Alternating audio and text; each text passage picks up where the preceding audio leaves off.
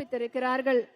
கொங்கு தமிழ் ஒலிக்கும் கோவை மாநகரில் காலத்தால் நிலைத்திருக்க போகும் செம்மொழி பூங்காவின் கல்வெட்டை திறந்து வைத்து சிறப்பித்திருக்கிறார்கள் நம்முடைய மாண்புமிகு தமிழ்நாடு முதலமைச்சர் அவர்கள். திங்களோடும் செழும்பருதி தன்னோடும் பிறந்த நம் அன்னை தமிழ் செந்தமிழ் மொழியை செம்மொழி சிம்மாசனத்தில் அமர்த்திய முத்தமிழ் வித்தகர் முத்தமிழ் அறிஞர் டாக்டர் கலைஞர் அவர்கள். பண்டை தமிழர் பண்பாடு தழைத்தோங்கும் கொங்கு தமிழ் கோவையில் செம்மொழி பூங்கா அமையும் என்று சொன்னதை இன்று நிறைவேற்றி தமிழ் நில வரலாற்றில் நிலைத்த புகழை பெற்றுள்ள அகர தமிழ் ஒலிக்கும் தமிழ்நாட்டை அரணாய் நின்று காக்கும் நம் மாண்புமிகு தமிழ்நாடு முதலமைச்சர் அவர்கள் செம்மொழி பூங்காவிற்கான கல்வெட்டை திறந்து வைத்து சிறப்பித்திருக்கிறார்கள்.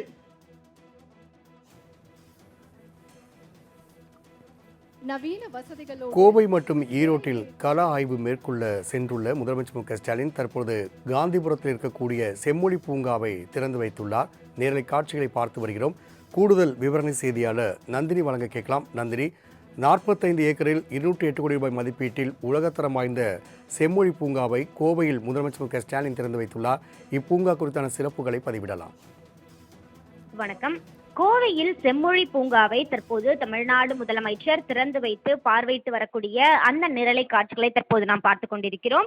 கோவையில் கடந்த 2010ஆம் ஆண்டு நடந்த உலக தமிழ் செம்மொழி மாநாட்டில் அப்போது முதலமைச்சராக இருந்த கருணாநிதி கோவை காந்திபுரம் மத்திய சிறை வளாகத்தில் 165 ஏக்கரில் செம்மொழி பூங்கா அமைக்கப்படும் என அறிவிப்பு வெளியிட்டிருந்தார்.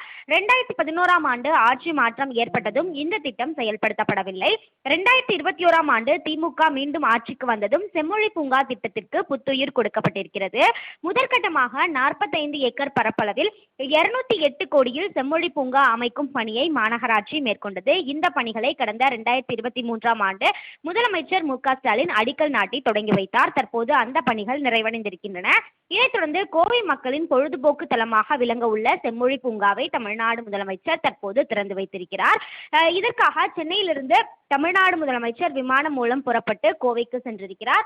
இந்த நிலையில்தான் முதலமைச்சரை கோவை மக்கள் உற்சாக வரவேற்பு அளித்தனர். செம்மொழி பூங்காவை தமிழ்நாடு முதலமைச்சர் தற்போது திறந்து வைத்திருப்பதோடு செம்மொழி பூங்காவில் அமைக்கப்பட்டிருக்கக்கூடிய செம்மொழி வனம், மூலிகை தோட்டம், புதிர் தோட்டம், ஆரோக்கிய வனம், நீர்வனம், பாறை வனம், பூஞ்சோலை, மலைக்குன்று உள்ளிட்ட பல்வேறு அம்சங்களையும் தமிழ்நாடு முதலமைச்சர் பார்வையிடுகிறார்.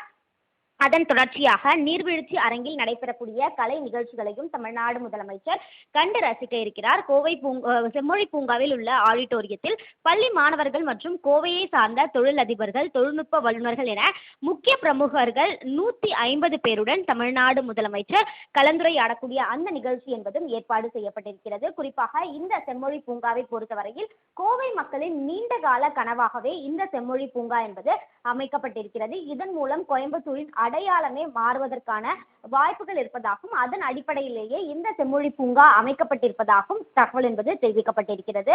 அந்த வகையில் தான் கோவையில் 45 ஏக்கரில் 208.50 கோடி ரூபாய் செலவில் அமைக்கப்பட்டுள்ள செம்மொழி பூங்காவை தமிழ்நாடு முதலமைச்சர் தற்போது திறந்து வைத்திருக்கிறார். இந்த செம்மொழி பூங்காவை பொறுத்தவரையில் பல்வேறு சிறப்பு அம்சங்களோடு வடிவமைக்கப்பட்டிருக்கிறது. அது மட்டுமல்லாமல் குறிப்பாக செம்மொழி பூங்காவில் மொத்தம் இருக்கக்கூடிய அந்த 45 ஏக்கர் பரப்பளவில் 7 ஏக்கர் மாநாட்டு மையம் போக மீதம் இருக்கக்கூடிய பகுதியில் பசுமை பூங்காக்களும் அமைக்கப்பட்டிருக்கிறது.